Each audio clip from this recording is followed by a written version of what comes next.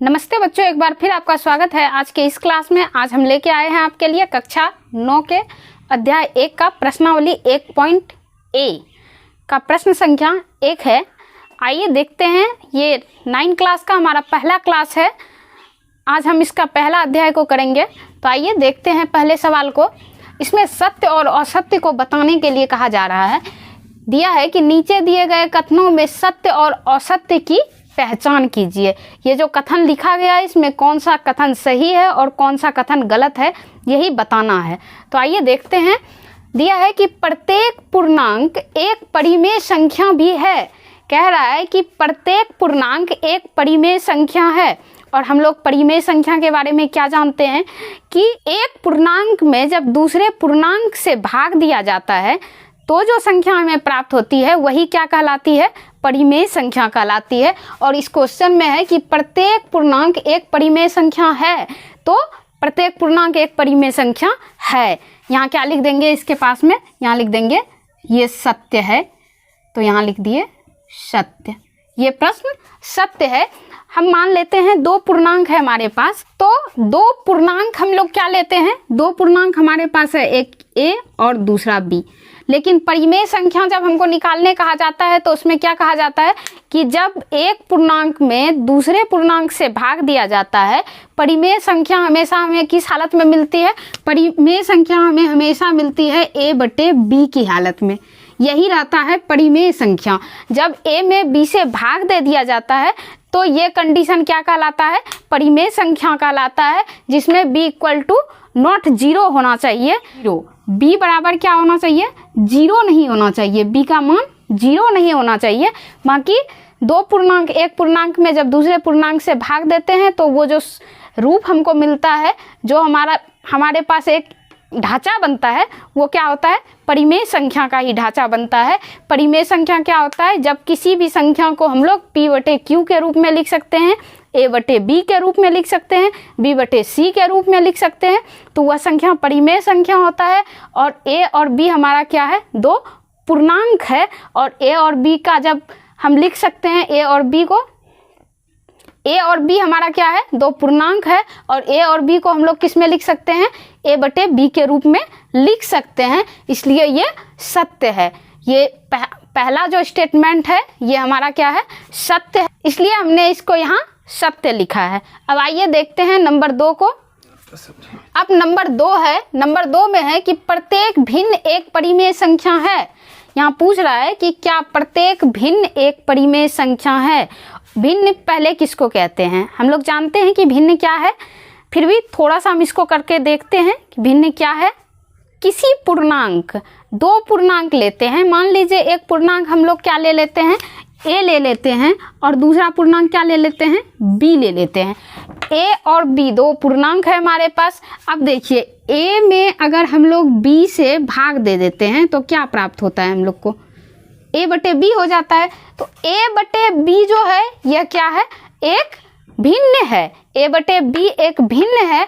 और हम लोग क्या जानते हैं कि किसी भी संख्या को p/q के रूप में जब लिखते हैं, किसी भी संख्या को जब p/q के रूप में लिखते हैं, a/b के रूप में लिखते हैं, तो वह संख्या क्या हो जाता है, वह संख्या परिमेय संख्या होता है। तो प्रत्येक भिन्न क्या है, एक परिमेय संख्या है। प्रत्येक भिन्न क्या होगा, हमेशा एक परिमेय संख्या भी होगा। तो ये नंबर 2 भी हमारा क्या होगा, सत्य होगा। यहाँ लिख देंगे सत्य। अब नंबर 3 है हमारा, तो आइए देखते हैं नंबर 3 को। नंबर 3 में है, तो यहाँ C नंबर में क्या है कि प्रत्येक प्राकृतिक संख्या एक पूर्ण संख्या है। तो हम लोग पहले ही पढ़ चुके हैं कि प्राकृतिक संख्या क्या है, पूर्ण संख्या क्या है। प्राकृतिक संख्या किसको कहते हैं हम लोग, प्राकृतिक संख्या होता है क्या, 1 2 3 4 इस तरह से अनंत तक चले जाता है। गिनती की संख्या को, या हम कह लें कि गिनती की संख्या को क्या कहते हैं, प्राकृतिक संख्या कहते हैं। गिनती की संख्या को प्राकृतिक संख्या कहते हैं। लेकिन पूर्ण संख्या किसको कहते हैं, गिनती की संख्या के परिवार में अगर 0 को शामिल कर दिया जाए तो वह क्या हो जाता है, हमारा पूर्ण संख्या हो जाता है।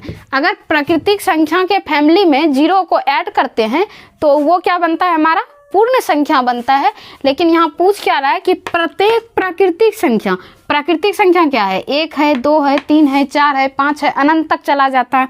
कहता है प्रत्येक प्राकृतिक संख्या पूर्ण संख्या है, तो प्रत्येक प्राकृतिक संख्या मतलब 1 एक पूर्ण संख्या है, 2 एक पूर्ण संख्या है, 3 एक पूर्ण संख्या है, मतलब प्रत्येक प्राकृतिक संख्या एक पूर्ण संख्या है। लेकिन प्रत्येक पूर्ण संख्या एक प्राकृतिक संख्या नहीं है, क्योंकि 0 प्राकृतिक संख्या नहीं है। 0 सिर्फ एक पूर्ण संख्या है, लेकिन यह प्राकृतिक संख्या नहीं है। सिर्फ प्राकृतिक संख्या पूर्ण संख्या होती है, लेकिन पूर्ण संख्या प्राकृतिक संख्या नहीं होती है, क्योंकि इसमें एक 0 एक्स्ट्रा है जो कि प्राकृतिक संख्या नहीं है, यह सिर्फ एक पूर्ण संख्या है। तो ये नंबर 3 हमारा क्या हो गया, ये भी हो गया सत्य।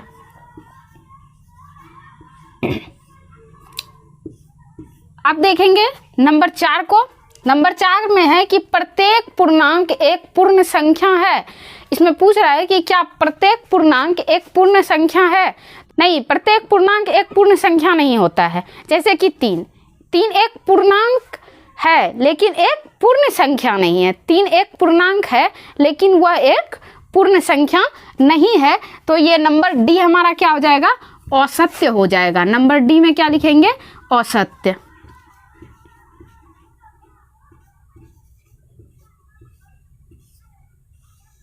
नंबर डी हमारा क्या हो गया, असत्य हो गया। अब नंबर ई देखेंगे। नंबर ई में है कि प्रत्येक पूर्ण संख्या एक प्राकृतिक संख्या है। अभी तुरंत हम नंबर सी में बताए हैं इस चीज़ को कि प्रत्येक प्राकृतिक संख्या एक पूर्ण संख्या है, लेकिन प्रत्येक पूर्ण संख्या एक प्राकृतिक संख्या कभी नहीं हो सकता है। यहाँ यह पूछ रहा है कि प्रत्येक पूर्ण संख्या एक प्राकृतिक संख्या है, तो नहीं, क्योंकि 0 जो है एक पूर्ण संख्या है, जबकि वह एक प्राकृतिक संख्या नहीं है। प्राकृतिक संख्या क्या है, 1 2 3 4 5 6 7 8 9 10 इस तरह करके अनंत तक चले जाते हैं, उसी को कहते हैं प्राकृतिक संख्या। जबकि 0 क्या है, एक पूर्ण संख्या है। और इसमें पूछ रहा है कि प्रत्येक पूर्ण संख्या एक प्राकृतिक संख्या है, तो नहीं है। तो क्या लिख देंगे इसमें लिख देंगे असत्य। ये नंबर ई भी हमारा क्या हो गया, असत्य हो गया। प्रश्नावली 1.a का प्रश्न संख्या 1 का ये 6 सवाल दिया गया था। इसमें सत्य और असत्य बताने के लिए ये 6 हमारा कंप्लीट हो गया। मुझे उम्मीद है कि आप इस चीज़ को अच्छी तरह से समझे होंगे।